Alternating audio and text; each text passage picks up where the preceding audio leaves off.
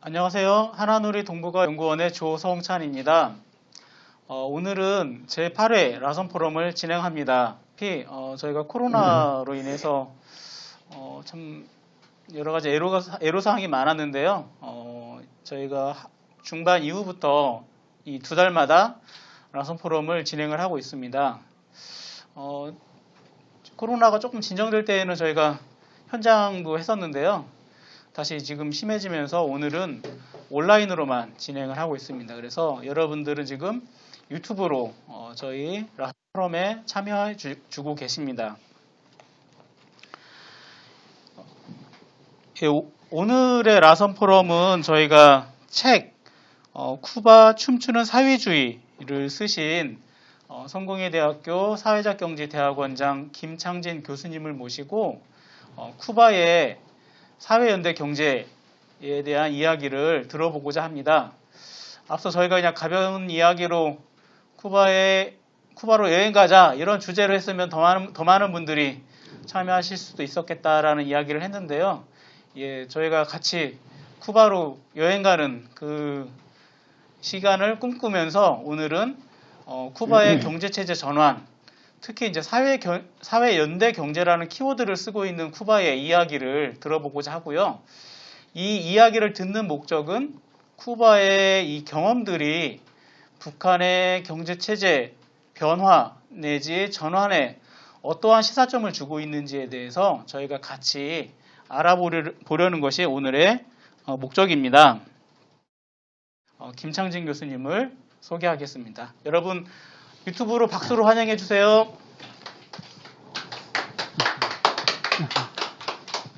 네, 안녕하세요. 반갑습니다. 성공회대 김창진입니다. 오늘 제가 여러분들과 함께 나누고 싶은 이야기의 주제는 쿠바의 사회연대 경제입니다. 쿠바는 여러분들 많이 들어보셨겠지만 사회연대 경제에 대해서는 잘 아시는 분도 계실 테고 또 좀 생소한 분도 계실 텐데요. 사회연대 경제라고 하는 것은 사회적 가치를 추구하는 그래서 공감과 연대를 바탕으로 건전한 공동체를 만들고 유지하고자 하는 그런 다양한 사회 경제 활동이다 이렇게 말씀드릴 수가 있겠습니다. 지금 코로나 사태가 심각해지고 또 날씨도 한겨울로 접어들어서 이제 추운데 이렇게 우리가 개인적으로 고립과 단절이 강요되는 이런 상황일수록 공감과 연대의 마음 또 그런 마음을 담은 이런 사회 활동과 경제 활동이 절실하게 요구되는 것이 아닐까 싶습니다.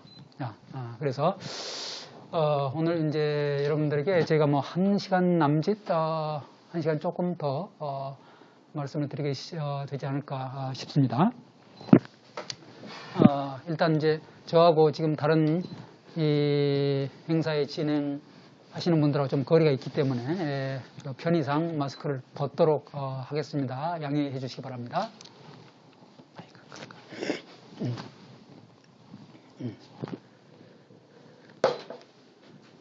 네. 쿠바가 어디에 위치해 있는가 지도를 제가 한 장 가져왔습니다. 여러분들이 잘 아시는 대로 카리브해에 있죠.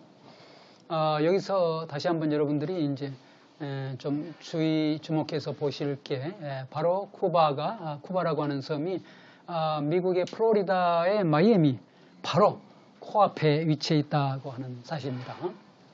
그냥 정말로 옛날 우리나라 조련 같은 물개라고 불렸던 이런 수영선수는 옆에 호위하는 배만 있다면 헤엄쳐서 건너갈 수도 있지 않을까라고 하는 생각이 들 정도로 아주 가깝습니다. 이제 미국과 쿠바가 얼마나 가까운 물리적으로, 지리적으로 가까운 거리에 있는가라고 하는 것을 보여주는 것인데 이렇게 지리적으로 가깝다고 하는 것이 정치, 경제적으로 또한 상당히 어떤 긴밀한 관계, 그 긴밀한 관계가 긍정적일 수도 있고 부정적일 수도 있는데 많은 경우 그동안은 이제 부정적으로 나타나 왔습니다.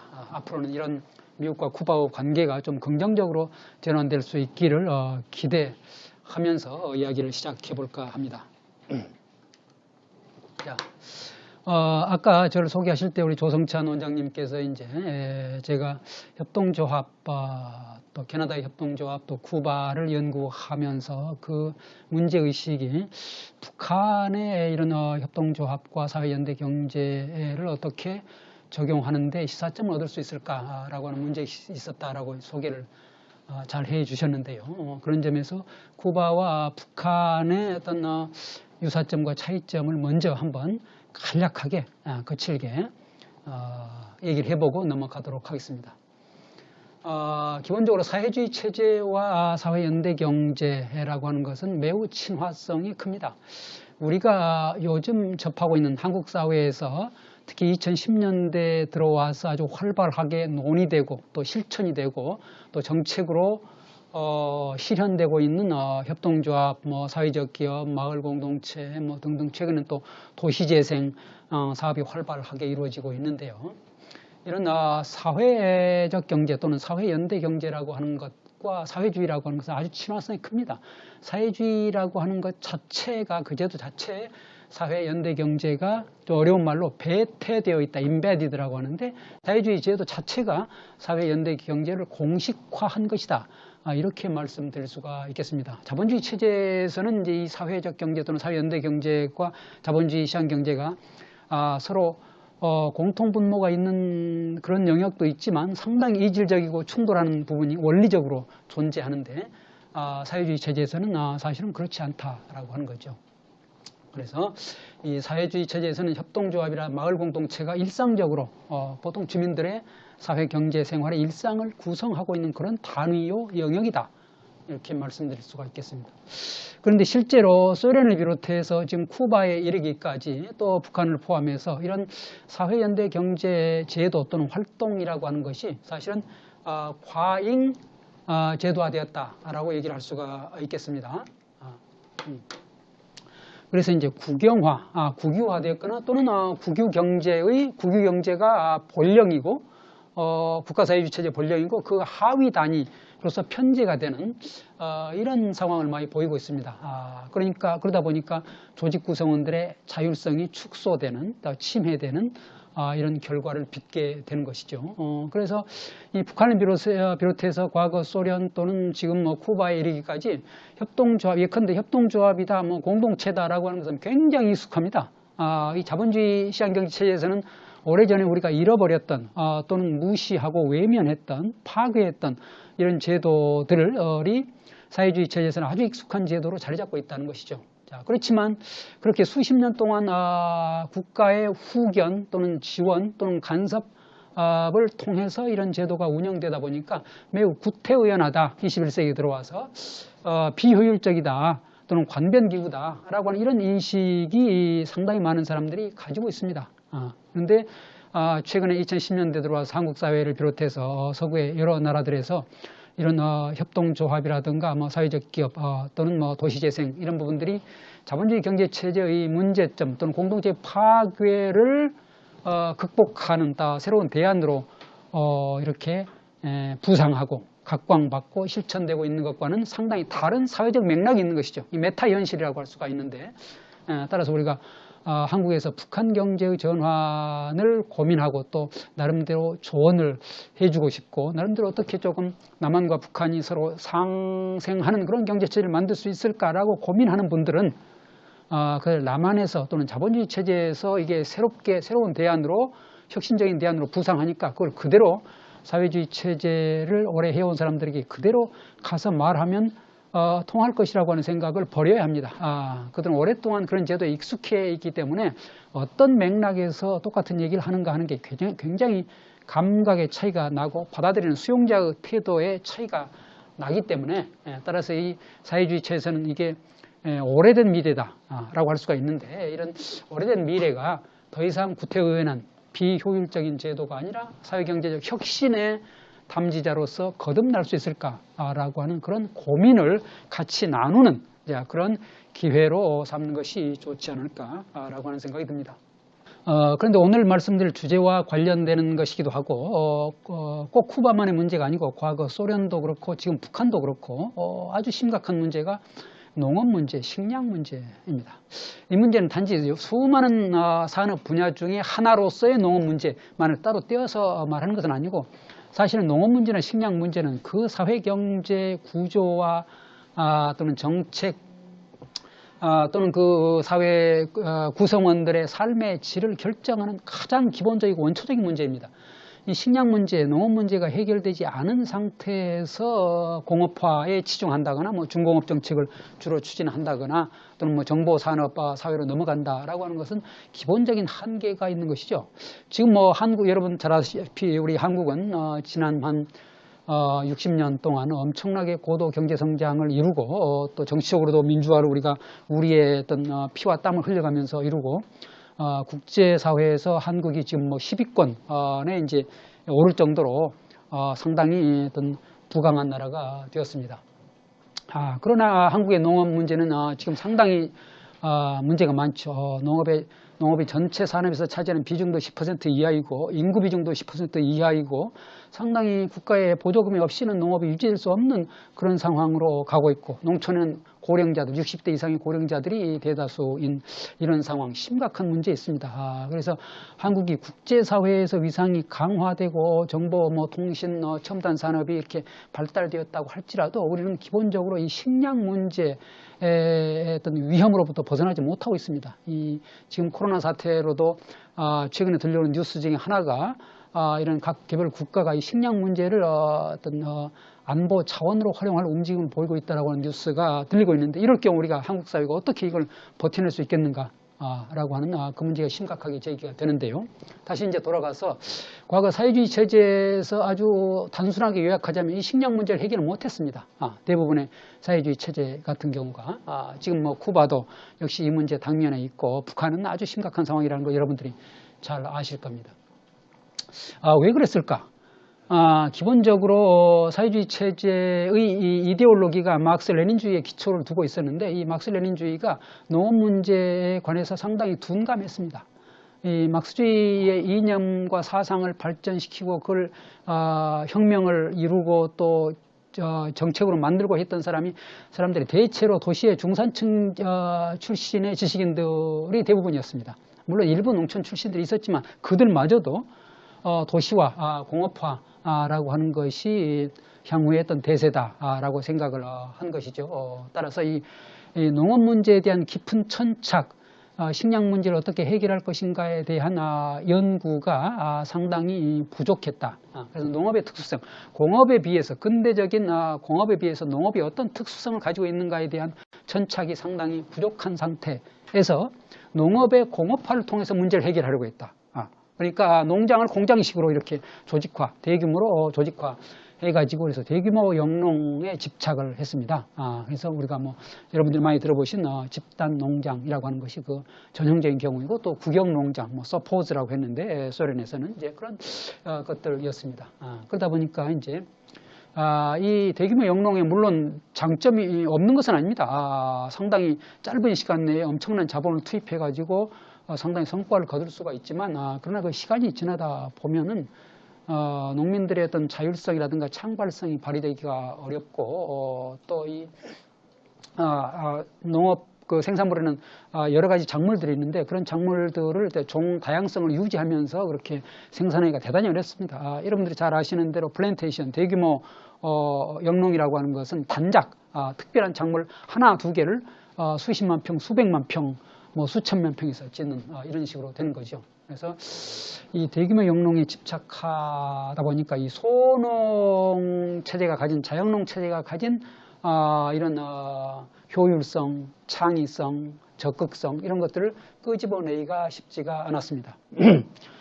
그래서 알렉산드르 차야노프라고 하는 이제 러시아 출신의 유명한 농업경제학자는 이런 대규모 집단 농장도 부분적으로 필요하지만 그러나 전체적으로 볼 때는 이 소농들이 이 협동조합을 만들어 가지고 어떤 규모 영농을 이루는 이런 방식으로 대규모 영농의 장점을 확보할 수 있다라고 하는 그런 굉장히 어떤 독창적인 주장을 하게 된 것이죠.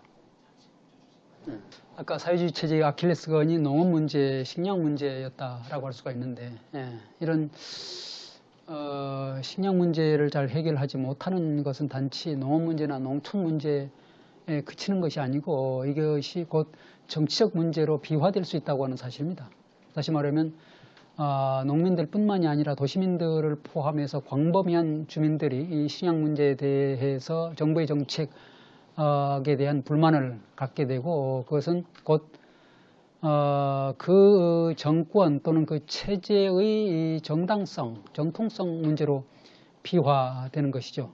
따라서 이 식량 문제는 단순히 농업 문제만 아니고 정치적 문제로까지 비화되는 아주 심각하고 원초적인 문제다, 이렇게 말씀드릴 수가 있겠습니다. 자, 두 번째로 다른 한편, 그럼에도 불구하고 사회주의 체제의 협동농장 또는 집산농장이 모두 다 비효율적이었다 또는 유명무실했다라고 말할 수는 없습니다.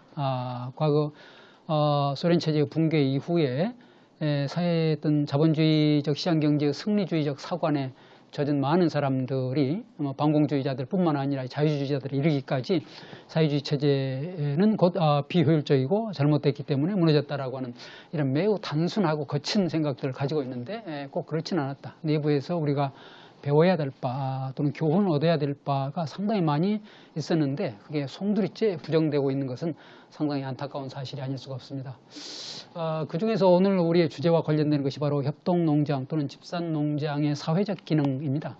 협동농장이나 집산농장은 단지 농작물을 생산하는 그런 경제적 단위만은 아니었습니다. 그것은 농촌 지역에서 사회적인 그런 단위의 역할을 했던 것이죠. 그래서 농촌 지역 사회의 공동체를 유지하는 그런 기반 역할을 했다. 다시 말하면 마을의 기반 시설, 인프라를 이제 만든다거나 또 유지하는 것, 그다음에 시골 지역의 학교를 유지하는 것, 그다음에 도로를 건설하거나 유지 보수하는 것, 또는 시골 사람들의 이제 축제를 조직하는 것, 또는 여러 가지 이제 사회 구성원들끼리 했던 경조사를 비롯한 상부 상조를 챙기는 것, 이런 많은 일들이 협동농장 또는 집산농장의 단위로 이루어졌습니다. 이런 사회적 기능을 자본주의 체제에 있던 사람들은 전혀 몰랐습니다. 그래서 과거 동독과 서독이 통일될 때에도 서독 사람들이 이 동독 체제는 다 잘못된 것이니까 비효율적인 것이니까 서독 방식으로 해야 된다라고 생각을 하고 정책을 추진했지만 그 실패로 돌아가고 말았습니다. 왜냐하면 동독 사회 자체가 가지고 있던 고유한 그런 협동농장의 장점이 있었고 또 주민들이 거기에 적응돼 있었고 하는 것인데 이런 자본주의적 방식 또는 이런 자본주의 시장경제 방식이 항상 효율적이고 옳다라고 일방적으로 말할 수가 없는 이제 그런 상황이 있는 것이죠. 북한과 쿠바의 대조에 대해서 잠깐만 말씀드리면은 이 사회적 개방성이라든가 정치적 지도체제 최고 지도자의 어떤 존재의 문제는 상당히 대조적이다라고 말할 수가 있습니다. 쿠바에 여러분 가보시면은 쿠바 사회가 얼마나 개방적인가, 대외적으로 외부 여행자들에게 쿠바 각 지역에 가지 말라고 권하는 곳이 없습니다. 거의 모든 것을 다 자유롭게 방문을 할 수가 있고 또 어떤 누구나 만나서 아주 자유롭게 대화를 할 수가 있고 그렇습니다. 물론 쿠바 체제에 반대하는 반체제적인 사고방식을 가진 사람들과 대화하는 것은 약간의 이제 어떤 그 조심성이 필요하기는 하지만 제가 두 번째 2017년에 방문했을 때도 그런 사람들 몇 사람 만나서 인터뷰를 했습니다. 그래서 아주 엄격하게 그런 것들이 완전히 금지되어 있지는 않다. 자기 스스로가 자기 검열 같은 게 이제 있기는 하지만은 북한을 우리가 생각할 때 어떤 떠오르는 그런 이미지와 사회적 개방성에서 큰 차이가 있다라고 말할 수가 있겠고 또 정치적으로도 쿠바는 이제 제 세 번째 지도자를 맡고 있는데 이 세 번째 지도자는 카스트로 집안과 아무 상관이 없는 새로운 이제 50대 지도자가 나타난 것이죠. 유사점이 상당히 많아 보입니다. 북한과 쿠바는 이제 혁명 직후에 광범위한 사회 제도의 개혁을 이룬 것이죠. 아까 말씀드린 이제 농업 부문에서부터 시작해서 교육, 의료, 주택 등등 지금 한국 사회가 엄청나게 심각한 이런 질병이라고 할까 같은 문제를 안고 있는 이런 문제들을 사회주의 체제에서는 이제 초기에 혁명 과정에서 한 10년 내지 한 20년 정도의 기간을 두고 그런 문제를 해결해 갔습니다. 쿠바 같은 경우에도 1959년에 쿠바 혁명이 이루어진 이후에 1960년대와 70년대를 거쳐서 교육과 의료와 주택에 관한 이제 기본적인 사회적 문제들을 해결해 갔습니다. 자, 북한에서 이제 그런 비슷한 상황이 전개가 된 것이죠. 1948년 이후에 1950년대까지요. 자, 그 다음에 또 하나 북한과 쿠바가 오늘의 주제와 관련해서 공통점이 뭐냐면 사회주의 종주국이었던 소련의 엄청난 큰 정치적, 군사적, 경제적, 심지어 문화적 지원을 받았다라고 하는 것입니다. 그래서 이 두 가지 점이 이 작은 북한과 쿠바와 같은 신생 국가가 냉전 체제에서 미국과 소련이 서로 으르렁거리는 이 냉전 체제에서 하나의 정권으로서 성립이 되고 이후 수십 년 동안 존속해 오는데 상당히 중요한 지원 세력, 후견자가 되었던 것이죠. 그러나 나중에 이제 이것이 오히려 역효과로 작용하는 상황이 발생하는 것이죠.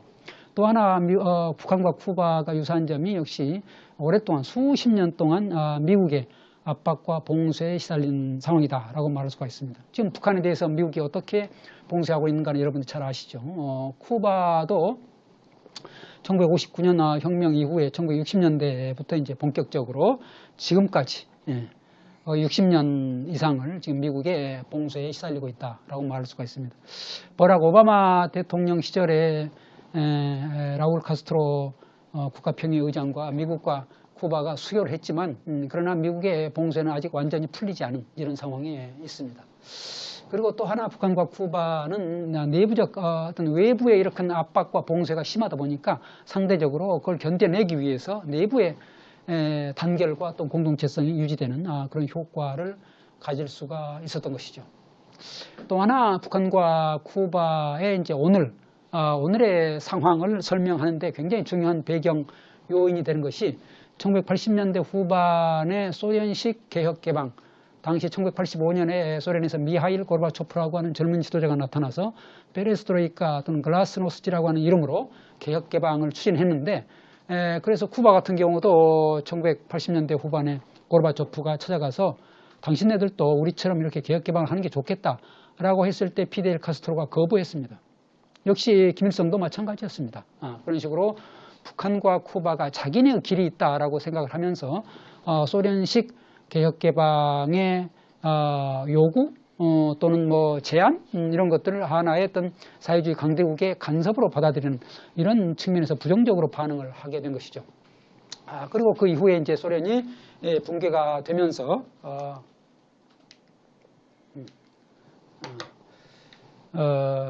소련과 그 이후에 러시아가 이제 더 이상 북한과 쿠바를 도와줄 수 없는 이런 상황이 되면서 두 나라는 아주 심각한 국면에 접어들게 됩니다. 그래서 1990년대의 러시아, 90년대의 쿠바, 90년대의 북한은 거의 동일한 경로를 밟았다고 할 수가 있는데 뭐 러시아에서는 이 시기를 뭐 가장 우리 역사상 가장 힘들었던 시기다 이렇게 표현하는데 쿠바에서는 특별 시기라는 표현을 씁니다. 스페셜 피어리어드라고 하는 표현을 쓰고 북한에서는 뭐 여러분들이 많이 들어보신 대로 고난의 행군 이런 표현을 쓰고 있는데 기본적으로 같았던 상황입니다. 외부 소련의 지원이 사라지고 그들과 대외 교역의 4분의 3 이상을 차지하던 동구 사회주의권이 무너지게 되면서 결국은 심각한 내부의 위기를 겪게 되었다고 하는 것이죠. 자, 이런 상황에서 이제 생존의 자구책을 도모하지 않을 수 없는 게 북한과 쿠바였습니다. 그래서 위로부터 어떤 그 최고 지도부가 중심이 돼서 국가의 위로부터의 점진적 개혁의 시도가 이루어졌습니다. 그것이 이제 구체적인 현실로 드러나는 것이 시장경제 영역을 점차 확대해 갔다라고 하는 것인데 시장경제 영역을 한편으로는 공식화, 제도화하면서 다른 한편으로는 비공식적 시장, 다시 말해서 우리가 북한에서 보이는 암시장이라고 하는 또 장마당이라고 하는 형태로 이제 나타나게 되는데 쿠바에서도 역시 그런 암시장이 광범위하게 번성하고 있었습니다. 그래서 제가 두 번째 방문했을 때 저희 일행을 통역을 해준 친구의 부인 젊은 30대였는데 굉장히 저에게 이민호라고 하는 한국의 배우를 아느냐고 그래서 저는 그때 몰랐습니다. 이민호가 누군지. 그래서 이민호 누구냐 했더니 아니 그 꽃보다 남자 그 주인공 왜 모르냐고 하면서 그래서 제가 놀라가지고 당신이 그런 한국 드라마를 어떻게 봤느냐 하니까 아미시장에서 비디오를 사서 봤다고 라고 하는 그런 얘기를 들려줬습니다. 그래서 이미 2017년에 갔을 때 이미 쿠바에도 상당한 정도로 한류가 확산되어 있다는 것을 확인할 수가 있는 그런 상황이었습니다. 역시 이렇게 공식적인 시장과 비공식 시장이 나란히 같이 병존해서 발전해가는 이런 상황을 확인해 볼 수가 있었습니다. 다른 한편으로는 이제 비농업 부문의 어떤 협동조합들이 이제 허용되기 시작합니다. 과거에는 사회주의 체제에서 전통적인 협동조합 하면은 대체로 그냥 농업협동조합을 떠올렸습니다. 뭐 지금 우리나라에서도 그렇지만 자본주의 체제에서 협동조합을 잘 모르는 사람들은 협동조합에 대해서 물어보면 아, 농협이라고 이제 반응이 나올 정도로 농협이라고 하는 것이 협동조합의 대명사처럼 이렇게 되어 있는데 농업은 뭐 중요한 협동조합의 하나의 형태이긴 하지만 그게 전부는 아니죠. 어쨌든 사회주의 체제에서도 농업협동조합이 주된 형태였는데 1990년대 이후 이제 이런 상황에 변화하고 오게 된 것이죠. 비농업 부문에도 협동조합을 적극적으로 허용하고 장려하는 정책이 시작이 됩니다. 자, 그런데 이제 북한과 쿠바에서 마지막으로 제가 관찰하는 또 하나의 유사점은 이렇게 위로부터의 개혁이 지금 한 20여 년 동안 추진되고 있지만 그 성과가 상당히 더디게 나타나고 있다. 성과가 나타나는 부문의 불균형이 나타나고 있다라고 하는 것이죠. 그런데 역사적으로 꼭 북한이나 쿠바뿐만 아니라 어떤 지도자도 개혁을 약속을 하고 그걸 추진하는 것은 대단히 어려운 정치적 상황에 직면할 수가 있습니다. 개혁은 상당히 합법적인 과정을 통해서 이루어져야 되고 반대 세력도 포용하면서 법의 테두리, 법과 제도의 테두리 안에서 이루어져야 되는 것이기 때문에 사실은 개혁은 혁명보다 어렵다라고 하는 말이 결코 그냥 과장된 말이거나 또는 문학적 수식어가 아니다. 실제로 그렇다라고 하는 것입니다. 그래서 이런 개혁의 성과는 매우 더디게 나타나고 주민들의 개혁에 대한 기대는 상당히 빠른 속도로 높아지고 하기 때문에 이 기대와 성과 사이의 불일치가 나타나기 때문에 인민들의 이제 그런 불만이 오히려 개혁을 하지 않은 때보다 더 밖으로 쉽게 드러나게 되는 것이고 그러면 이런 개혁을 선언한 정부나 또 최고 지도자는 상당한 정치적 도전 요인에 직면하게 된다라고 볼 수가 있는데 이제 북한이나 쿠바나 이제 그런 점에서 상당한 정도로 이제 개혁에 또 불만을 가진 개혁을 뭐 이게 완전히 개혁이 잘못됐다라고 하는 쪽에서 불만도 있을 수 있고 개혁이 중요하고 더 급진적으로 이루어져야 되는데 너무 미온적이다, 부분적이다 이렇게 또 불만을 가진 양쪽에서 불만이 이제 같이 존재한다 이렇게 볼 수가 있겠습니다. 자, 쿠바의 경제 개혁 조치를 간략하게 살펴보면요, 1990년에 이제 오늘 좀 이따가 다시 제가 구체적으로 말씀드릴 건데 협동 생산의 기초 단위라는 걸 허용했습니다. 이 카스트로가 이미 1959년 이제 혁명의 지도자이면서 이때까지도 계속 2008년까지도 집권을 하는데 우리 국가는 즉 쿠바 정부는 대규모 농장 경영에 성공하지 못했다라고 자인했습니다. 실패를 자인한 셈이 되는 거죠. 이러면서 이제 협동 생산 기초 단위라고 조금 더 소규모 영농 방식을 도입하게 됩니다. 그다음에 2007년에는 이제 농업 부문의 전환 정책을 이제 본격적으로 시행을 하게 되고 또 2018년과 12년에 토지개혁이라고 하는 것을 시행을 하게 되면서 한 20개 이상의 법령을 통해서 이런 개혁 정책들을 추진하게 됩니다. 주요한 개혁 조치의 이제 핵심이라고 한다면 국유지의 이용권, 기본적으로 토지를 국가가 이제 소유하는 것으로 사실은 이건 사회주의의 본래 이념하고는 조금 차이가 있는데 사회주의라고 하는 것은 사회 구성원들이 사회 조직이 국가의 주요 재산을 소유하고 운영해야 돼. 그게 사회주의입니다. 그런데 그것들이 좀 국가 사회주의에서는 이렇게 변질이 돼가지고 국가가 사회를 대신하는 제도로 나서게 된 거예요. 그래서 이제 우리가 그걸 국가 사회주의라고 하는데 국유지의 소유권을 협동농장이나 개인농장 또는 국영기업들에게 이렇게 배분하는 이용권, 그러니까 농민들에게는 경작권이 되겠죠. 도시 사람들에게 이용권이 되겠고 이렇게 이런 상황이 된 겁니다. 그래서 개인들에게는 한국 개념으로 한 4만 평 정도를 10년 기한으로 분배하고 협동조합이나 국영농장에는 한 20여만 평까지 약 25년 기한으로 이렇게 배분해주고 이제 그 기한 동안에 특별히 문제가 없었다라고 하면 다시 기한을 갱신할 수 있는 이런 개혁이 이루어졌습니다.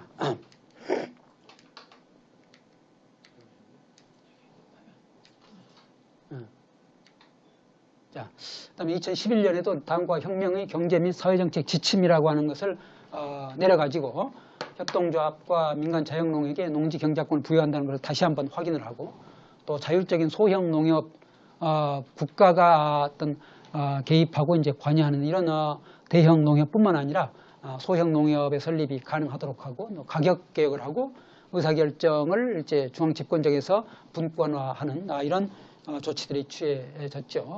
그다음에 상업적인 농업을 점차 확대하는 이런 조치들이 취해졌습니다. 구체적인 2013년에서 17년 농업개혁법안의 주요 내용들을 제가 자료로 만들어 놨는데 이건 너무 시간이 걸릴 것 같아서 여러분들이 그냥 자료로 참조하시기 바랍니다.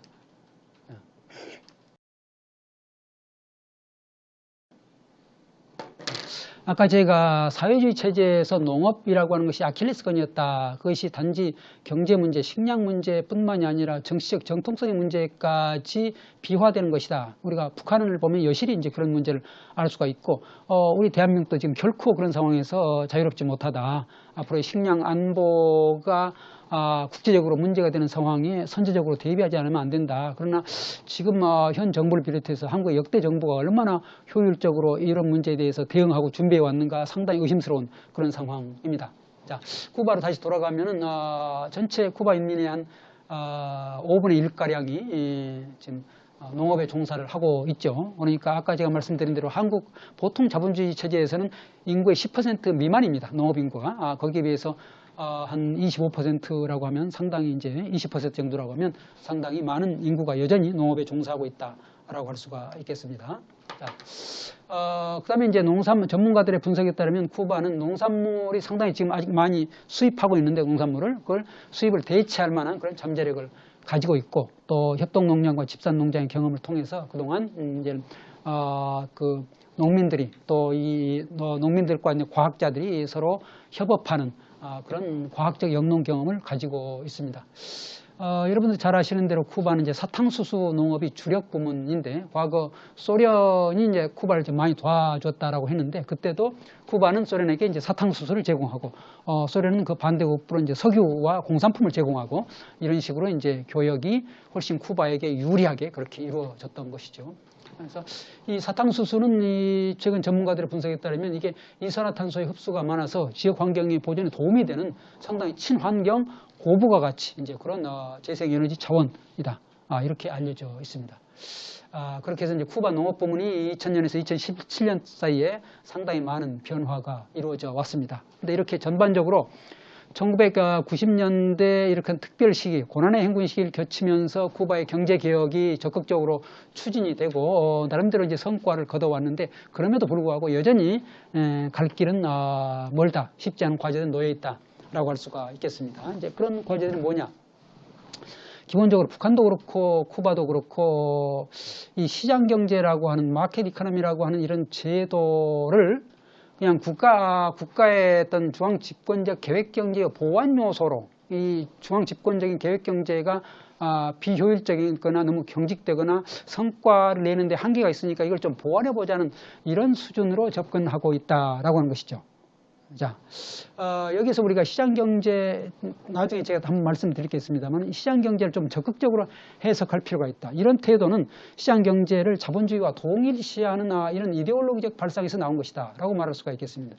뭐 이런 북한이나 쿠바뿐만이 아니라 과거 소련 사람들뿐만이 아니라 이 자본주의에 살아가고 있는 대부분의 사람들이 이 경제학자나 경제학자들을 포함해가지고 자본주의와 시장경제를 동일시합니다. 이건 굉장히 잘못된 관점이라고 저는 생각을 하는데 시장경제라고 하는 것은 사회 구성원들의 경제생활의 필요를 충족시키기 위한 생산과 유통과 분배의 시스템입니다. 그러니까 이념에 상관없이 시대에 상관없이 인간이 집단적인 사회생활을 하는 과정에서 반드시 필요한 요소가 시장경제라고 할 수가 있는 거죠. 물론 시장경제 자체가 왜곡되거나 부작용이 있을 수 있지만 그러나 많은 경우 그것은 시장경제라기보다는 자본주의적 요소입니다. 자본주의라고 하는 것은 소수가 시장경제의 자유경쟁의 시스템을 왜곡하고 그걸 제약하면서 소수가 독과점을 통해서 폭리를 취하려고 하는 이런 방식이 자본주의인데 많은 경우가 사회주의 체제의 이데올로그들도 또 자본주의 체제의 지식인이나 일반인들이 자본주의와 시장경제를 동일시한다. 이건 잘못된 관점입니다. 시장경제는 오랫동안 존재해왔고 자본주의는 우리 지금 지구상에서 지배적인 경제체제로 된 게 불과 200~300년밖에 안 됩니다. 그래서 자본주의의 어떤 효용과 시장경제 효용이 상당히 다르다고 하는 것을 인식하고 사회주의 국가에서 너무 자본주의와 시장경제를 동일시한 나머지 시장경제 도입하면 곧 그것은 자본주의가 확산되는 것이고 사회주의 제도는 무너진다라고 하는 공포의식을 가지고 있는데 굉장히 너무나 소극적이고 부정적인 인식이다. 시장경제를 조금 더 적극적으로 해석할 필요가 있다라고 하는 것입니다. 그다음에 이제 실제 정책으로 들어가면 농업 생산자에 대한 자금이나 기술 지원 정책을 그동안 마련했는데 그런 부분이 실제로 농장의 현장에 도달하기까지 상당히 제약이 있다라고 하는 그런 부분, 또 농업 생산이나 가공, 유통의 생태계를 완성해야 되는데 지금 이제 분절적으로 이렇게 부분적으로만 이루어지고 있는 그런 문제가 있고, 또 농산물 판매나 가격 책정에 대해서 농민들, 생산자들의 어떤 가격 책정에서의 일정한 자율성, 물론 농민들이 마음대로 그렇게 가격을 책정할 수도 없고 그렇게 내버려 둬서도 안 되죠. 사회적으로 용인될 수 있는 어떤 합의된 가격 책정이라고 하는 게 있어야 되는데 그런 부분에 대한 적극적 고려가 필요하다라든가, 또는 농업 노동력 고용에 조금 더 융통성을 둘 필요가 있다라든가, 뭐 이런 과제가 아직 놓여 있겠습니다. 자, 그러면 이제 본론으로 들어가서 오늘 이제 쿠바의 협동조합에 대해서 구체적으로 좀 살펴보려고 하는데요. 쿠바의 협동조합은 이제 먼저 농업협동조합을 보면은 세 가지 형태가 있습니다. 첫 번째가 농업생산협동조합, 줄여서 CPA라고 하는 것인데, 혁명 이후에 이제 등장한 좀 전통적인 형식의 협동농장이라고 할 수가 있겠습니다. 소농들이 스스로가 이제 이런 농업을 영위하는데 상당한 한계가 있기 때문에 그들이 이제 힘을 모아가지고 농업 생산과 이제 판매의 그런 효율성을 기하기 위한 그런 조직이죠. 그래서 이 오랜 동안 이 농업생산협동조합은 국영농장에 비해서 국가 사회주의 체제니까 국영농장을 아주 중요시하죠. 국영농장에 비해서 중요도가 낮았어요. 그런데 1990년대 이후 아까 말씀드린 고난의 행군, 쿠바에서 말하는 특별 시기에 도시에서 먹고 살 것이 없습니다. 식량이 부족해요. 그러니까 많은 사람들이 시골로 또는 도시에 나가게 되는데 이때 새로운 조합원이 유입이 되고 또 식료품, 그러니까 시골에서는 아무리 도시에서 어려운 상황이라도 시골에 가면 스스로 농사를 지으니까 땅이 있으니까 먹을 게 있죠. 그래서 과거에 러시아에서도 이런 현상이 반복해서 일어나는데, 그래서 경제적 위기 상황에서 도시 사람들이 시골로 탈주하는, 이주하는 이런 현상들이 광범위하게 일어납니다. 이렇게 해서 식료품, 또 주거 접근성, 지금 대한민국에서 얼마나 이 부동산 문제, 주택 문제가 심각합니까? 그런데 상대적으로 시골의 농촌 지역에서는 여유가 있죠. 그래서 식료품과 주거 접근성을 높이는 수단으로서 이 농업생산협동조합이 상당히 각광을 받았다. 그리고 이제 이후에 두 번째로 말씀드릴 UBPC라고 하는 것의 탄생 모델이 되었는데, 여기에 비해서 이제 농업생산협동조합은 자기 토지를 가지고 있기 때문에 조직 관리나 일단 유지에 상당히 어떤 우세한 장점이 있다, 이렇게 얘기를 할 수가 있겠고요. 지금 이 농업생산협동조합 조합원들의 이제 회의 장면을 여러분들이 사진으로 보고 계십니다. 두 번째가 이제 협동생산기초단위인데요. 1993년 이제 농업개혁안의 산물 중에 하나인데, 대규모 국영농장을 분할, 국유농장이 워낙 대규모로 만들어놨어요. 아까 제가 처음에 사회주의 체제에서 이 농업을 마치 공업식으로, 농장을 공장식으로 운영하려다 보니까 대규모로 만드는 것이 효율적이다라고 하는 이런 생각을 가지고 있었다라고 하는 거죠. 그런데 그렇게 대규모로 만들어 놓으니까 제대로 활용되지 못하는 땅들이 많이 생기게 되었어요. 그래서 이런 땅들을 이제 배분한 거죠. 그래서 조합원이 소유하고 운영하는, 또 의사결정을 집중화를 탈피하고, 또 농기계 및 장비가 소유 가능했어요. 이 협동생산 기초 단위에서. 그래서 정부로부터 혜택도 받게 되는데, 이제 할인된 가격 또는 이제 장기 저리로 자금 대출이 이제 가능하게 됐고, 이 협동생산 기초 단위 덕분에 이 농작물의 종 다양성을 유지하고, 또 해충을 박멸하고 수자원 등 농업자원을 통합적으로 관리하는 데 아주 유리하다는 점이 밝혀졌습니다. 상당히 효율적인 조직이었다고 하는 것이죠. 자, 여기 뭐 사진을 보면 체 게바라 기념 이제 이 협동 농장이 보이고 있습니다. 자, 세 번째가 이제 가장 효율적인 농장 방식이라고 이제 판명이 된 조직인데요. 신용 서비스 협동조합인데 CCS라고 약자로 부르고 있고요. 이 자영농들이 국가로부터 신용대출과 농업 서비스를 받으려고 결성한 소농의 연합체다, 이렇게 얘기를 할 수가 있겠습니다. 그래서 농기계와 기타 장비를 공동으로 구입해서 또 이용을 하고, 국가에서 책정한 가격으로 재료 구입하고 또 판매를 하고, 분배 체계에 따라서 이제 쿠바 전체 국가의 분배 체계에 따라서 계약을 체결하죠. 국가하고 계약을 체결합니다. 근데 국가하고 계약을 체결한 것에 비해서 더 많은 생산량이 났다. 그러면 초과 생산물은 자유롭게 판매를 할 수가 있고, 그래서 쿠바 농업 분야에서 가장 생산성이 높은 것으로 이렇게 판명이 된 이런 조직이죠. 그러니까 이 앞에 두 개에 비해서 이제 더 생산성이 높았다, 효율적이었다라고 하는 얘기는 뭐냐면, 우리가 협동조합을 얘기할 때 협동조합 ABC 중에 첫 번째가 들어가는 게 뭐냐면, 협동조합은 그걸 필요로 하는 사람들이 스스로가 만들어야 그 조직이 제대로 유지된다라고 하는 것이죠.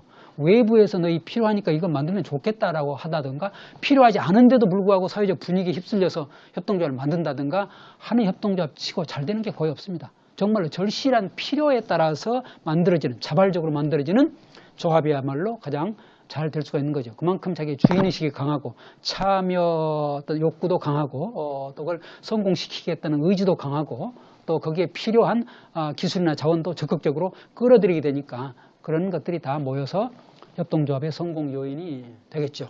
자, 쿠바 같은 경우 신용 서비스 협동조합이 바로 그런 사례다라고 할 수가 있겠습니다.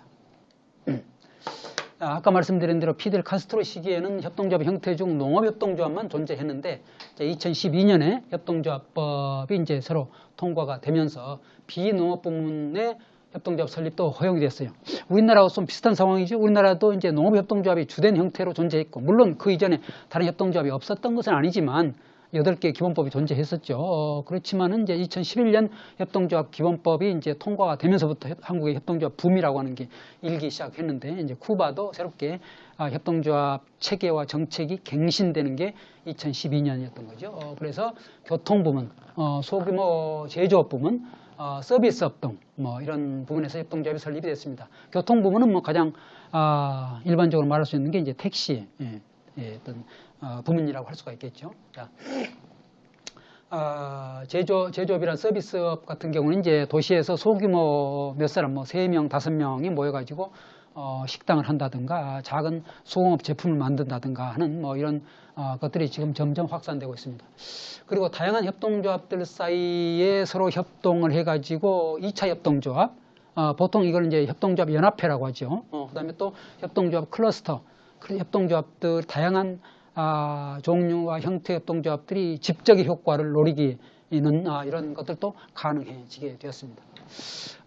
구체적으로 좀 살펴보면 국가가 토지와 건물의 소유권을 보유를 하되 협동조합들에게 임대해주는 그런 시스템이죠, 기본적으로. 그래서 협동조합은 생산물과 서비스를 시장 가격에 팔고 그것을 이익을 남기는 것이 가능하다. 시장 가격에 팔고, 그 전에는 국가가 책정한 가격에 의해서만 유통이 가능했는데 이제 시장 가격으로 파는 것이 가능해졌다라고 하는 것이고, 또 국가 또 하나의 장점은 한국에서도 지금 이제 협동조합이라든가 사회적 기업 등이 사회적 기업이라고 하는 가치를 공유하는 이런 조직들에게 어떤 정부의 어떤 물품의 조달에 참여할 수 있도록 이런 기회를 주고 있잖아요. 그래서 일종의 보호된 시장이라고 할 수가 있겠는데, 쿠바는 사회주의 체제니까 훨씬 더 그게 강하죠. 그래서 국가기관과 이제 거래가 당연히 가능하고, 또 국가가 제공하는 신용 혜택을 받을 수가 있고, 도매시장에서 필요한 물자를 구입할 수 있고요. 또 이 자주적으로 민간인들이 만드는 소형 농협의 경작권은 후손에게 상속도 가능해요. 그러니까 자기 자식이 자기 아버지 어머니가 하던 농장을 자식이 따라서 농사 짓겠다고 하면 상속도 가능할 정도로 굉장히 융통성이 발휘된 거죠. 다만 그걸 팔고 돈을 벌어서 도시로 나가는 이런 건 안 되는 거죠. 그래서 이제 농업생산조합과 공공유통체계가 긴밀하게 결합되어 있다.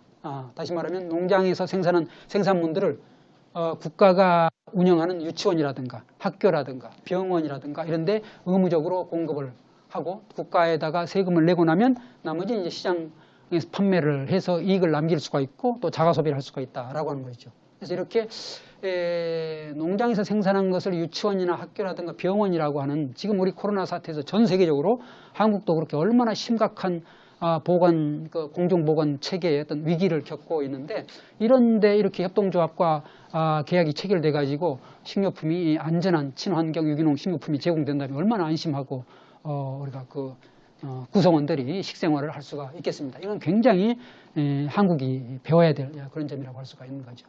또 직판장, 아까 처음에 좀 앞에서 우리가 사진을 보았습니다만, 이런 직판장이 도시 아바나 시내에도 있고 아바나 근교로 가는 그런 도시에서 농촌으로 가는 그 대로변에도 여러 개가 있습니다. 근데 이런 것들을 운영할 수 있는 업체가 있어요. 크게 세 가지인데 가정에서 텃밭을 짓는 이런 농민들도 저걸 할 수가 있고, 그다음에 농장, 자금 농장이라고 하는 이런 단위가 있는데 여기서도 할 수 있고 국영 유기농 공장에서도 이렇게 할 수 있고 이렇게 세 단위에서 저런 가판대로 운영할 수가 있습니다. 자, 이제 몇 가지 이제 사례를 살펴보려고 하는데요. 제가 2017년에 다른 몇 분의 이제 연구자들과 함께 쿠바를 두 번째로 방문했습니다. 제가 2011년에 처음에 가서 약 한 달 반 정도 쿠바에 머물면서 이제 쿠바사의 곳곳을 다니고 또 당시에는 이제 쿠바의 보건 의료 제도에 또 특별한 관심이 있어가지고 한번 당시 이제 의사를 면담을 하고 병원을 방문하고 또 하나가 이제 관심이 있었던 게 지금 북한에서도 지금 크게 이제 관광업을 좀 관심을 두고 개발하고 있지 않습니까? 지금 코로나 때문에 막혔긴 하지만 코로나만 잠잠해지면 북한도 관광업을 상당히 중요한 국가 산업으로 키우려고 이제 준비를 하고 있는데 이미 쿠바는 오래 전부터 이제 거기에 착목을 해가지고 그런 이제 관광 특구를 바라데로라고 하는 특구를 만들어가지고 많은 그런 캐나다인들과 그다음에 이제 유럽인들을 받아들이고 있는데 그런 관광 산업이 또 어떻게 또 어떤 성과를 거두고 있고 어떤 사회적인 빛과 그늘을 이제 가져오고 있는가 이런 것들에 이제 관심을 가지고 살펴봤고요. 그다음에 2017년 두 번째 방문했을 때는 주로 이제 협동조합을 비롯한 여러 가지 작업장 또는 쿠바의 경제개혁의 성과와 또 여러 가지 한계들 이런 것들을 이제 직접 현장을 방문하고 또 도시의 공동체 활동들이 어떻게 이루어졌는가 하는 것들을 살펴보았는데 그런 내용들을 제가 이제 다른 필자 네 분과 함께 쿠바 춤추는 사회주의라고 하는 책에 담았습니다. 소책자이기 때문에 여러분들이 읽어보시는데 크게 부담이 없고 너무 이제 학술적이지 않은 그런 조금 인문기행 에세이적인 이런 글들로 이루어져 있기 때문에 크게 부담 없이 보실 수 있지 않을까 생각이 드는데요. 이제 이 책에도 실려 있습니다만은 자, 우리가 이제 가본 라파엘 형제의 농산물 직판장이라고 하는 곳인데 이 아바나에서 시골로 가는 농촌으로 가는 대로변에 가에 있었습니다. 그러니까 우리나라로 치면 뭐 서울에서 경기도로 가는 경기도 어디쯤에 있는 그런 곳이죠. 당시에 같이 갔던 한 분이 이제 북한 현대사 연구자이신데 깜짝 놀라더라고요. 북한에 대해서 그분이 많은 연구를 하셨으니까 아니 쿠바에 이렇게 깔끔하고 정돈된 이런 그 식료품 농산물 매장이 이렇게 길거리에 이렇게 있을 거라고 생각을 못했다. 라고 하는 것입니다. 그러니까 이건 뭐 어디 지금 대한민국의 어디에 경기도에 갖다 놔도 하나도 손색이 없을 정도로 아주 깔끔하게 잘 정리되고 포장된 이런 매장이었습니다. 그래서 이미 쿠바가 이런 부분에서 상당히 이제 시장경제와 또 시장경제 활동에 참여하는 주체들의 준비 역량이 상당한 정도로 지금 진전되고 있다라고 하는 것을 보여주는 사례가 되겠습니다. 자, 두 번째로 우리가 방문했던 것은 이제 루칸의 농장이라고 하는 곳인데요.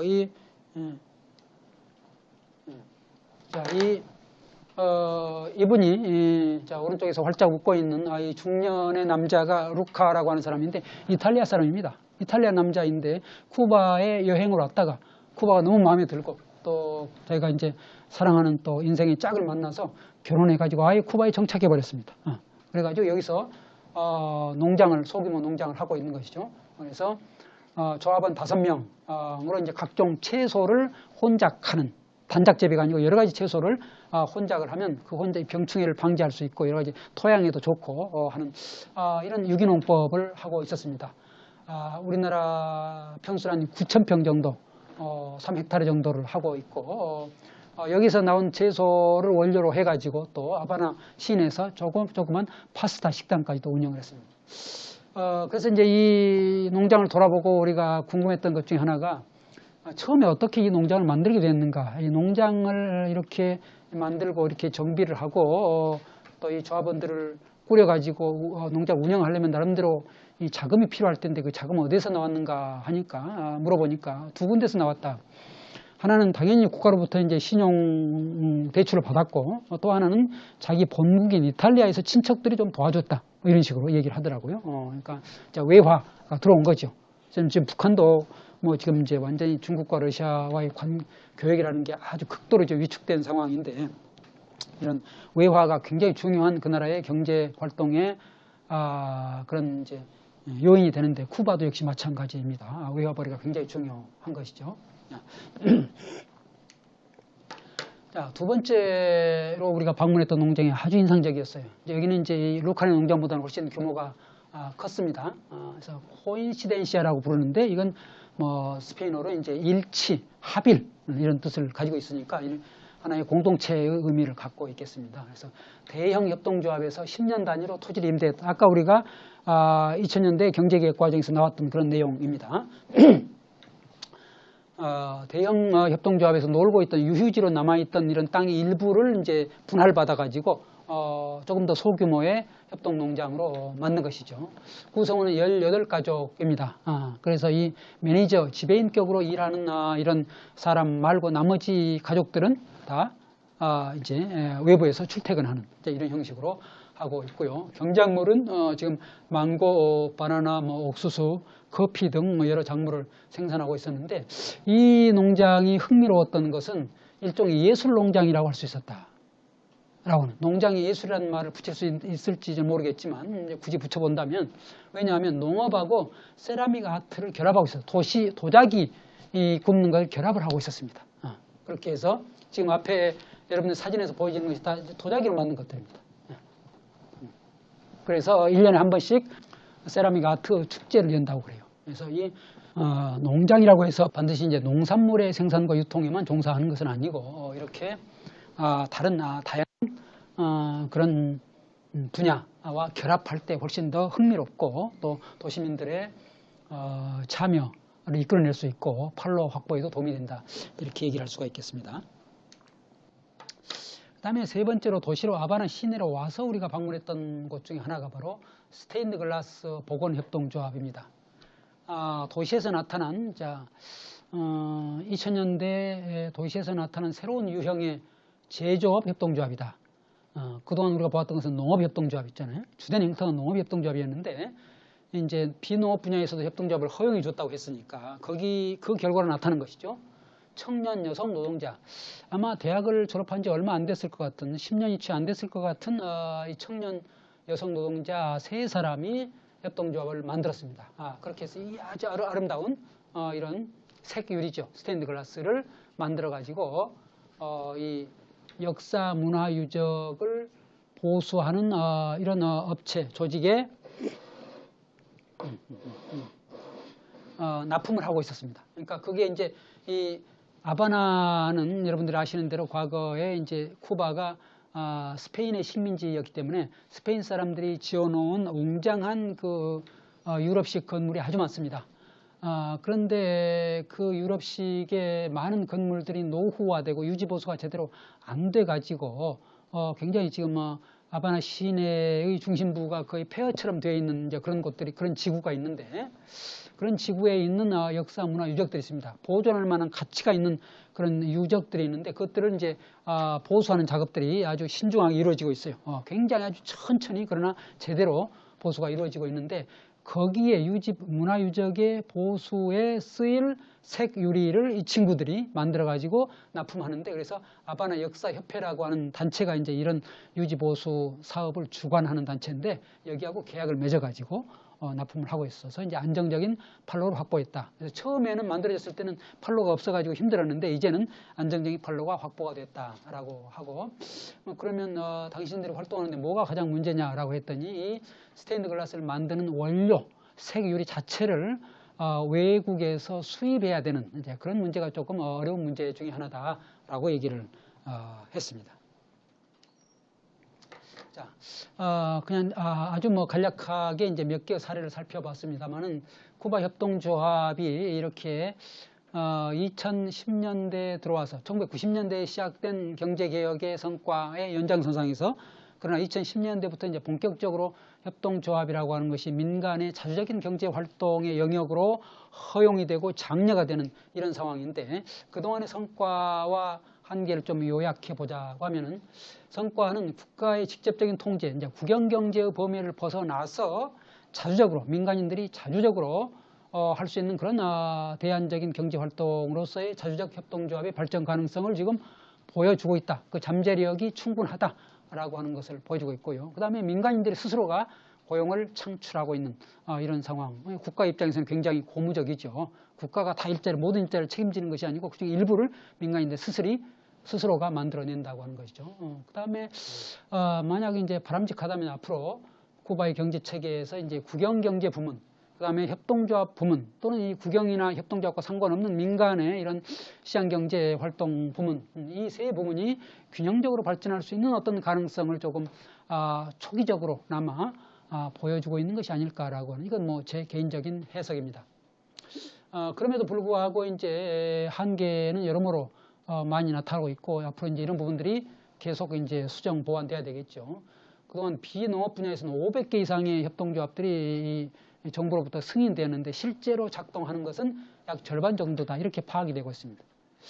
한 50% 정도의 가동률인데 이건 뭐 상당히 절대적으로 보면 낮은 수치죠. 그렇지만 상대적으로 보면 높은 수치입니다. 다시 말하면 한국에서도 2011년 협동조합 기본법 통과 이후에 엄청나게 많은 협동조합들이 승인이 되고 만들어졌지만 사실은 실제로 가동되는 것은 10%, 20%에 불과할 것이다.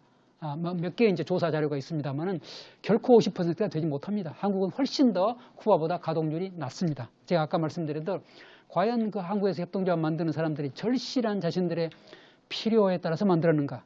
협동조합의 성공적인 운영을 위한 준비와 역량이 갖춰져 있었는가에 대해서 제대로 그게 이루어지지 못했다라고 하는 이런 여러 한계들을 가지고 지금 상당히 가동률이 낮은 것이 현실이다. 그럼에도 불구하고 그렇기 때문에 한국에서 협동조합 운동은 뭐 잘못된 것이다, 불필요한 것이다 라고 결론 내리는 건 잘못된 결론이죠. 이 자본주의 경제 체제에서는 기본적으로 모든 것이 자본주의적인 이윤을 추구하는 기업들에게 맞게 법과 제도와 사람들의 인식이 정되어 있기 때문에 협동조합처럼 또는 사회적 기업처럼 비주류 사업체가 이런 자본주의 시장경제 체제 안에 들어가서 경쟁을 하면서 살아남는다는 것이 대단히 힘듭니다. 따라서 이 사회적 기업이나 협동조합 등 이런 대안적인 경제 사업체나 조직의 친화적인 그런 법과 제도와 교육과 인식에 따라줘야만이 더 성공 가능성이 높은 것이죠. 그런 의미에서 이제 한국에서도 그런 낮은 전체적으로 상대적으로 낮은 가동률에 비해서 몇몇 주목할 만한 이제 그런 성과들이 나타나고 있기 때문에 이제 그런 성과들을 보면서 우리가 조금 더 문제점들을 보완해 나가야 되겠죠.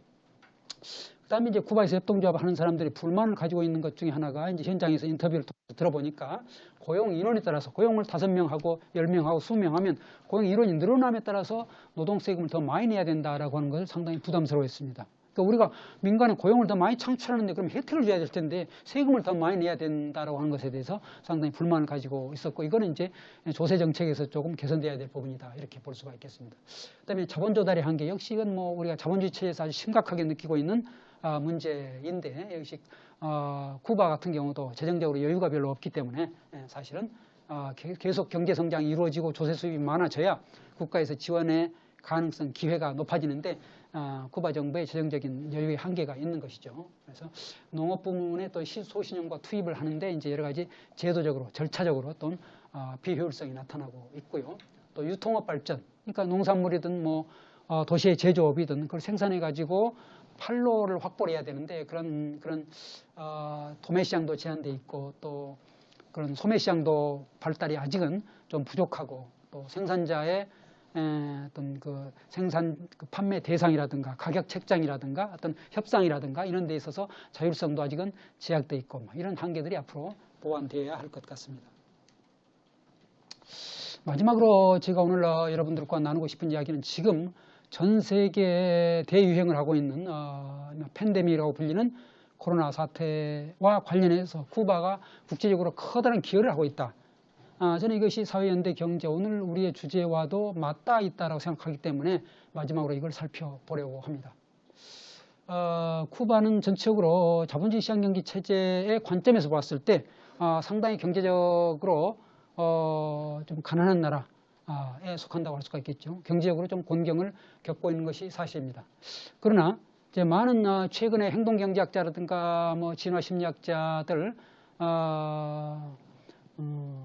올해 이제 사회과학자들의 연구에 따르면 소득 수준의 증가라고 하는 것과 그 사회 구성원들의 행복도의 증가가 반드시 비례하는 것은 아니다라고 하는 것이 거의 지금 정설로 이제 받아들여지고 있습니다. 일정한 정도, 최소한의 정도의 물질적인 그런 수준이 보장되면 그 이후에는 사실은 이 소득 수준의 증가와 행복도의 증가는 상관이 없다라고 하는 이런 조사 결과들이 많이 발표가 되고 있는데, 따라서 이제 쿠바 같은 경우 경제적으로는 곤경을 겪고 있지만 그럼에도 불구하고 그 사회가 상당한 건전성을 가지고 아직 유지되고 있다라고 할 수가 있는데, 코로나 국면에서는 이렇게 인민들의 건강과 사회적 보건을 우선시하는 이런 정책이 여전히 추진되고 있는데, 이게 이제 쿠바 혁명 이후에 쿠바 정부가 또 쿠바 사회 공동체 구성원들이 전체적으로 동의하는 그런 부분이다라고 할 수가 있겠습니다. 쿠바에서 코로나 확진자가 발생하기 2달 전부터 이미 쿠바가 자랑하는 1차 의료 체계, 1차 의료 체계는 뭐 기본적으로 우리가 동네 병원이라고 얘기하는 그냥 지역사회에 가장 밀착되어 있는 소형 그런 의료기관을 말합니다. 그런 1차 의료 체계가 아주 쿠바에서는 세계적으로 가장 잘 갖춰진 나라 중에 하나인데, 이런 시스템에 기반해서 선제적으로 이제 비상 체계를 가동을 하기 시작했습니다. 그래서 바로 이틀 전 기준으로 제가 이제 한번 측정을 해봤는데, 코로나 환자가 쿠바 전체에서 9,424명, 사망자가 137명으로 나왔습니다. 여러분들이 잘 아시는 대로 세계적으로는 지금 7천만 명이 넘게 확진됐고 160만 명 정도가 사망을 했고, 미국 가장 많은 확진자와 사망자가 나온 미국은 1,600만 명 이상 확진, 그다음에 약 30만 명 이상이 이제 사망 상태로 가고 있는 거죠. 한국은 뭐 다행스럽게도 상대적으로 최근에 아주 악화되고 있습니다만 상대적으로는 낮은 수치이죠. 4만 4천 명 정도 확진, 600명 정도의 사망인데, 제가 한국의 인구와 쿠바의 인구수를 그 인구수 대비로 봤을 때는 지금 쿠바와 한국이 약 비슷한 정도의 확진자와 사망자 비율을 가지고 있는 것 같습니다. 쿠바 혁명 이후에 이제 보건의료 제도를 우리가 알아야 되는데, 세계적으로 가장 모범적인 공공보건 체계를 구축한 나라가 쿠바입니다. 쿠바 혁명의 최우선 목표 중에 하나가 바로 제대로 된 모든 쿠바 사람들이 혜택을 받을 수 있는 그런 보편적인 의료 체계, 공공의료 체계를 갖추는 것입니다. 지금 대한민국은 얼마나 지금 심각하게 이 공공 의료 체계의 부족이 문제가 되고 있습니까? 그래서 지금 전 세계적으로 그렇고 미국이라는 나라가 뭐 이른바 선진국 중에서는 최악의 상황인데, 정반대로 미국의 코앞에 있는 작은 섬인 쿠바는 세계에서 가장 모범적인 공공의료 체계를 가지고 있는 나라입니다. 이것은 쿠바 혁명 과정에서 이 피델 카스트로나 체 게바라 이런 사람들이 혁명운동을 하는 과정에서 이 산악지대 농민들과 함께 하면서 그들에게 얼마나 이 보건의료가 절실하게 중요한 문제인가, 또 학교 교육이 얼마나 중요한가 하는 걸 뼈저리게 느꼈고, 다시 말하면 이 카스트로나 게바라는 다 도시의 중산층 출신의 지식인들이었지만, 이들이 그냥 머릿속에 있으면 책으로만 공부해서 혁명을 했다고 한다면 결코 깨달을 수 없었던 그런 너무나 생생한 민중과 함께하는 경험을 산악지대의 게릴라 투쟁 경험을 통해서 얻게 되었고, 또 하나는 체 게바라가 바로 의대 출신의 젊은 의사였기 때문에 훨씬 더 제대로 된 공공의료 체계를 갖출 수 있게 되었다라고 하는 것입니다. 그리고 전체적으로 쿠바는 의료 체계가 1차, 2차, 3차 의료 제도의 역할 분담이 확실합니다. 대한민국은 보편적인 의료보험 제도를 갖추고 있는 나라이고, 지금 코로나도 상당히 상대적으로 잘 대응하고 있는 나라이지만, 이 1차, 2차, 3차 의료제도의 역할 분담이 완전히 엉망이 된 나라입니다. 보통 1차 동네 병원에 가야 될 사람도 3차 병원, 대학병원에 가고 대형병원에 가는 이런 상황을 두고 지금 말리지 못하고 있어요. 어떻게 해결을 못하고 있는 심각한 상황이 된 거죠. 그래서 1차, 2차, 3차가 단지 규모로만 구별될 뿐이고 사회적 역할로 구별되지 않는 나라, 이게 대한민국이 되고 말았습니다. 근데 쿠바에서는 그런 것들이 이제 구별이 되는 거죠. 1차에서 진료를 받을 사람, 2차 병원으로, 중형병원으로 갈 사람, 대학병원으로 갈 사람, 이런 것들은 이제 체계적으로 구별하는 이런 시스템이 잘 갖춰져 있다라고 하는 것입니다. 그 다음에 또 하나의 쿠바의 보건의료제도의 장점이 예방의학이라는, 예방의학 또는 대체의학도 이제 발달돼 있고, 그런데 환자가 생기면 사후에 그를 치료하는 것이 자본주의적인 이런 의료 방식이고, 그게 이제 미국이 하는 방식인데 한국도 그걸 받아들이고 있는 것이죠. 그러나 환자가 생기기 전에 환자가 생기려고 하는 과정에서 어떻게 선제적으로 대응하고 예방하는가. 지역사회 공동체 차원에서 접근하는 게 가장 효율적인 것이죠. 이게 바로 쿠바에서 아주 잘 이루어지고 있다라고 하는 겁니다. 그리고 최근에 한국의 의료인들과 또는 일반 국민들에게 설문조사를 해보면 가장 절실하게 보건의료 부문에서 필요한 것을 가족 주치 제도라고 합니다. 내 의사, 우리 의사가 좀 있었으면 좋겠다라고 하는 것이 가장 절실한 필요고, 앞으로 이런 부분들이 한국에서 공공의료 체계를 확대 구축하는 데 굉장히 중요한 이런 정책 목표의 하나로 설정되지 않을까라고 생각이 되는데, 쿠바는 이미 오래전부터 이 가족 주치 제도가 마련되어 있다라고 하는 것입니다. 제가 2011년에 처음 쿠바를 방문해서 이제 의사들과 면담을 하고 한 그 산부인과 병원을 가봤습니다. 병원을 가봤는데 산부인과 여자 한 50대 정도의 여성 의사였는데, 이분이 그 동네 한 30대 정도까지의 어린아이부터 청년까지의 그 집안 사정이며 병력이며 하는 걸 다 소상히 다 꿰고 있었습니다. 이 의사가 그 동네에서 20년, 30년 동안 근무를 하면서 가족 주치의로서 그 동네 마을 주치의로서 활동을 해왔던 것이죠. 그러니까 우리는 병원에 가면, 한국 병원에 가면은 제가 최근에 뭐 가본 적은 없습니다만 보통 뭐 1분 진료, 30초 진료 해가지고 지나가는 버스에서도 우리 병원에서 3분 진료한다 뭐 이런 식으로 광고를 할 정도인데, 정말 우스운 일이 아닐 수가 없죠. 기본적으로 최소한 환자 한 명당 10분에서 15분 정도를 진료를 해야 그 사람이 어디가 아픈가 뿐만 아니라 언제 아프기 시작했는지, 그 사람이 어떤 가정적 조건에 놓여 있는지, 그 사람의 병력 히스토리와 그 주변 환경을 다 제대로 파악할 수가 있는 것인데, 한국에서는 그 진료 시간이 너무나 짧기 때문에 그런 걸 제대로 파악하지 않은 채 아주 대증요법만 이렇게 가지고 하는 그런 셈인 것이죠. 그래서 이 가족 주치 제도가 아주 발달되어 있다. 그래서 인구 1000명당 의사 수가 8.19명입니다. 세계 최고 수입니다. 미국은 2.6명, 한국은 2.4명입니다. 이런 상황에서도 한국에서 공공의료 체계 구축을 위한 의사 수를 늘리자고 하는데 많은 의사들이, 병원들이 반대하고 있는 이런 상황인 것이죠. 그다음에 보건의료 교육 제도도 이제 무상교육.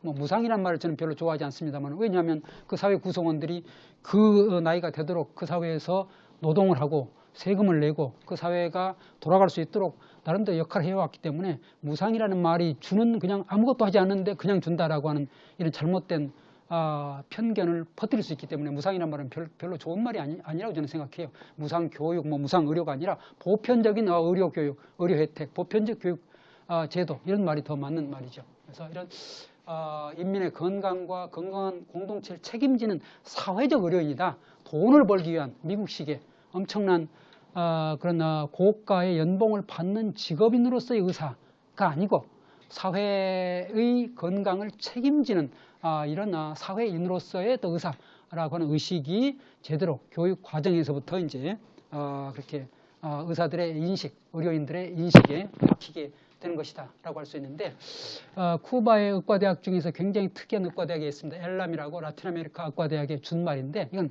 쿠바 사람들 뿐만 아니라 주로 이제 중남미에서 중남미의 쿠바와 같은 공공의료 체계나 의과대학이 없는 나라들에서 유학을 옵니다. 그들을 그야말로 무상으로 학비를 안 받고 교육을 시켜줍니다. 심지어는 미국에서 저 엘람에 유학을 온 친구들도 있습니다. 미국의 의과대학은 뭐 엄청난 돈이 들기 때문에 보통 사람들은 감당할 수가 없죠. 이 메디컬 스쿨에 가려고 하면은. 최근에는 한국에서도 한 명이 이제 가 있다고 하는 걸 제가 신문 기사를 보고 알게 됐습니다만은, 자, 이런 식으로 이미 의료 교육에서부터 이렇게 국제 연대를 시행을 하고 있고요. 최근 코로나 사태에 직면해서 쿠바가 보이고 있는 이런 행동 또는 정책을 보면은, 코로나 사태 이전에도 물론 보건의료의 국제연대는 쿠바 혁명의 일종의 후천적 유전자다라고 얘기를 할 수가 있을 정도입니다. 베네수엘라, 하이티, 온두라스, 니카라과 등 중남미와 아프리카의 대규모 의료진, 이미 코로나 이전에도 쿠바는 세계에서 가장 많은 자국의 의료진을 해외에 파견한 나라였습니다. 이미. 코로나 상황에서 2020년 3, 4월에 이탈리아, 뭐 유럽에서 가장 심각한 나라 중에 하나죠. 롬바르디아, 피에몬테 지역에 이제 의료진을 파견했고, 또 이 상황을 보고서 볼로냐하고 이제 시칠리아 정부도 한 60명 정도의 의사와 간호사를 추가로 파견해 달라고 또 추가 요청이 들어온 이런 상태입니다. 그래서 현재까지 이탈리아, 남아프리카, 뭐 수리남까지 쿠바가 세계적 방역망을 구축하고 있다. 이렇게 말해도 과언이 아닐 정도. 39개국에 53개 의료 지원팀을 파견하고 있고, 헨리 브리게드라고 이제 브리가드, 뭐 본래 이제 러시아 말에서 나온 것인데 이건 파견대, 분견대 이런 뜻입니다. 특별한 목적을 위해서 이제 언제든지 파견할 수 있는 이런 의료 지원팀을 상식으로 평소에 훈련했다가 마치 소방관들처럼 평소에 훈련했다가 상황이 생기면 즉각 투입할 수 있는 이런 체계를 갖추고 있다는 겁니다. 그래서 이런 활동을 높이 평가한 캐나다 의회가 최근에 2021년 노벨 평화상 후보로 쿠바 의료팀을 추천하는 결의안을 채택할 정도인 것이죠. 그러니까 쿠바도 뭐 대단하고 이런 활동을 인정한 캐나다 의회도 상당히 존경스러운 사람들이다 이렇게 얘기를 할 수가 있겠습니다. 미국과는 이제 정반대 상황이 되는 것이죠.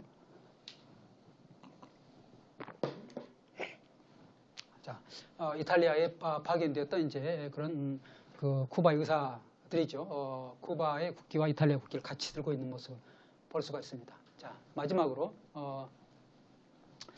쿠바 사례를 보면서 우리가 이제 북한을 염두에 두고 심지어는 또 대한민국에도 시사점이 될 만한 그런 교훈들은 뭐가 있을까를 몇 가지 추려봤습니다. 첫째는 이제 제가 앞에서 말씀드렸습니다만 시장 경제와 자본주의를 구분할 수 있어야 된다. 마치 자본주의 경제학 교과서에서는 자본주의의 장점으로 뭐 사적 소유, 뭐 자유로운 경쟁을 들고 있는데 사실은 사적 소유를 제외해놓고 자유로운 경쟁은 자본주의 시장 경제에서 이루어지는 경우가 거의 없습니다. 자본주의 시장 경제에서는 자유로운 경쟁을 제한하고 제약해야만이 자본주의 기업들의 이윤율이 높아지기 때문에 가능하면 독과점을 통해 가지고 폭리를 추구하려고 하는 것이지 자본주의 시장 경제에서 자유 경쟁은 제대로 이루어지지 않는다라고 하는 것이죠. 시장 경제의 특징이 자유 경쟁인 것이지 자본주의 특징이 자유 경쟁이 아니다라고 하는 거예요. 자본주의라고 하는 것은 독과점과 폭리가 자본주의의 특징인 것이죠. 그러니까 두 가지를 구분할 수 있어야 된다라고 하는 거예요. 그다음에 이제 국영 부문, 협동조합 부문, 사형 부문 이런 세 부문의 균형 발전 가능성을 추구할 수 있고 그걸 하는 것이 바람직하지 않을까. 다시 말하면 그동안의 국가사회주의 체제라고 하는 것은 자본주의 체제와는 정반대로 너무 국영 부분, 국유 부문이 지배적으로 경제를 운영해왔고 그러다 보니까 제도적 경직성, 정책적 경직성이 나타나게 되고 여러 가지 정책 시행의 비효율성이 나타나게 된 것이죠. 그래서 사회경제적으로 제한된 자본주의 시장 경제처럼 그냥 무조건 풀어놓으면 좋냐? 그것도 아니죠. 즉 우리가 목도하고 있는 것처럼 자본주의 시장 경제가 심각한 이런 문제와 병폐가 있다고 하는 게 대한민국을 비롯해서 전 세계에서 나타나고 있는 것이죠. 그래서 제한된 자본주의가 필요하다라고 하는 것이죠. 그래서 크게 보면은 국영 부문도 필요하다. 국가라든가 지방자치제가 운영하는 순수히 공공의 이익을 위한 그런 기관, 다시 말하면 재정적으로 예산이 투입되어서 그만한 예산의 효과가 나타나지 않아도 예산이 투입이 더 많더라도 유지될 필요가 있는 것이죠. 공공이익을 위해서. 그 다음에 협동조합이라고 하는 것은 이제 공공이익과 그 조직의 수익성을 균형 있게 맞추는 그런 조직이 필요하고 또 자신들의 조직이나 개인의 이익을 더 앞서서 추구하는 이런 사형 부문 또 필요한 것이죠. 부분적으로 이렇게 이 세 부문들이 이제 서로 견제와 균형을 이루는 그런 경제 체계가 바람직한 것이 아닐까 저는 개인적으로 그렇게 생각을 합니다. 그다음에 이제 사회적 수익성이라는 말이 조금 생소할 수가 있는데 경제적 수익성, 효율성만 따질 것이 아니라 사회가 그 건전하게 유지되는데 도움이 되는 그런 수익성, 눈으로 보이는 숫자로 계산될 수 없는 그런 수익성도 고려해야 된다. 이 질적 요소인 것이죠.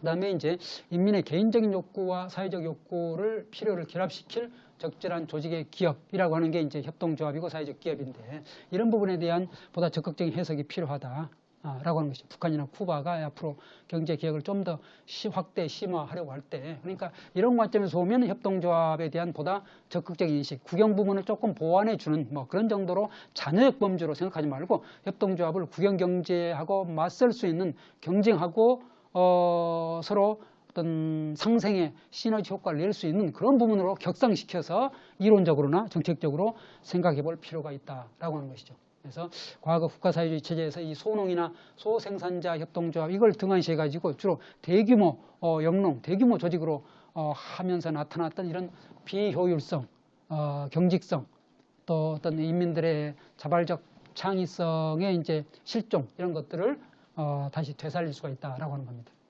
그다음에 협동조합의 설립이나 운영에 대한 이제 구태의연한 관료주의적 절차 라고 하는 게 뭐 우리나라에도 있고 뭐 세계 어느 나라에도 있는데 역시 쿠바에도 이제 그런 부분이 있는 것 같고 뭐 북한에서도 충분히 예상할 수 있는 그런 문제들이죠. 그래서 협동조합에 대한 세제 혜택, 뭐 공공 조달 등 법적 행정적 지원책을 좀 더 적극적으로 강구하려고 하는 노력이 필요하겠죠. 네.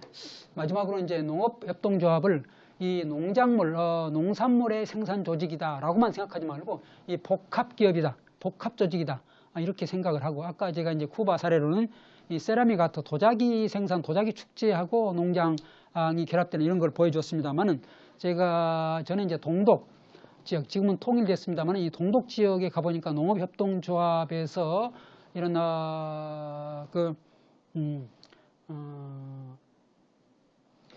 리조트식으로 그렇게 말을 사육해서 승마장을 운영하고 그 다음에 정육점을 운영하고 또 우리 생협 같은 소비조합을 운영하고 레스토랑을 운영하고 호텔을 운영하는 이런 걸 봤습니다. 그래서 그러면은 이제 이 도시에 사는 사람들이 휴가를 즐기려고 할 때 시골에 있는 협동조합형 이 문화기관에 가서 자신들의 휴가를 즐길 수가 있다라고 하는 것이죠. 그래서 유명한 그런 관광지를 가는 것이 아니라 나는 또는 우리 가족은 조용하게 쉬고 싶다. 농촌에서 그런 농촌의 분위기를 느끼면서 조용하고 쉬고 싶다라고 할 때 그 대안을 농업협동조합이 제시해 줄 수 있다. 얼마든지 우리나라의 강원도라든가 뭐 충청도, 전라도, 경상도, 제주도 쪽에서는 이런 대안이 충분히 먹힐 수가 있고 또 북한에서는 훨씬 더 남한보다 더 유리한 그런 조건이 있기 때문에 이 농업협동조합을 이 농업 겸 문화 복합기관으로 진화, 발전시킬 때 대한 그런 고민, 혁신 이런 것들이 좀 필요하지 않을까라고 하는 생각이 듭니다. 그 다음에는 이제 협동조합과 사회연대 경제 관련해서 국제 교류 협력을 통해 가지고 남한과 뭐 북한, 뭐 쿠바는 쿠바와 뭐 캐나다, 쿠바와 뭐 이탈리아 등 이제 미국이 아닌 다른 나라하고는 쿠바가 뭐 그렇게 심각한 그 대외 관계에서 큰 제약은 없는 것으로 보입니다. 특히 이제 캐나다하고는 사이가 좋은 편이고 이탈리아하고도 뭐 큰 문제가 없고 하니까 이렇게 국제 교류 협력을 통해서 시행착오를 줄이고 혁신적인 아이디어를 수용하는 그런 게 필요하지 않을까라고 생각하는데 물론 뭐 거기 염두에 둘 게 있죠. 외국에서 성공한 사례가 그걸 가져온다고 그대로 성공하는 것은 아니다. 중국을 염두에 두고 생긴 말이죠. 호남 양자강 남쪽은 기온이 따뜻하고 이제 토양이 좋기 때문에 거기에서는 나무를 심었더니 귤나무가 열렸는데 화북으로 아주 추운 기후로 가니까 탱자가 열렸다라고 하는 것이니까 같은 제도와 형식을 가질지라도 어떤 조건, 어떤 토양에서 어떤 방식으로 운영하느냐에 따라 굉장히 다른 결과가 나타나기 때문에 우리가 외국의 어떤 성공 사례를 겉모습만 보고 이거다라고 가져오는 우를 보면서는 안 되겠죠. 그다음에 마지막으로 이제 코로나19 사태 쿠바가 보여주는 보건의료의 국제연대. 보건의료라고 하는 것은 인간이 인간답게 살 수 있는 가장 기본적인 요건인 것이죠. 그래서 인류의 가장 기본적인 필요를 충족시키면서도 그러나 쿠바가 전 세계 39개국에서 의료진을 파견해서 높은 평가를 받고 있다. 그래서 쿠바의 국제적인 권위, 이걸 연성 권력이라고 하죠. 소프트 파워. 쿠바가 뭐 어떤 경제력이나 군사력으로 세계 강대국이 될 수는 없고 그럴 필요도 없는 것이죠. 이렇게 교육이라든가 보건이라든가 또는 공동체의 활성화라든가 이런 걸 통해서 다른 나라들이 이제 보고 귀감이 될 수 있는 그런 제도와 그런 정책과 그런 운동을 자꾸 만들어내는 이런 모습을 보여준다면 쿠바의 위상이 더 높아지지 않을까. 그리고 북한도 지금 뭐 워낙 미국의 압력과 봉쇄가 이제 심해서 그렇긴 합니다만은 점차 내부에서도 이런 동력을 만들어내기 위한 그런 준비 또 역량의 강화가 필요하지 않을까라고 하는 이런 생각이 듭니다. 여기까지가 제가 오늘 여러분들과 함께 나누고자 했던 그런 이야기였습니다. 오랫동안 들어주셔서 고맙습니다.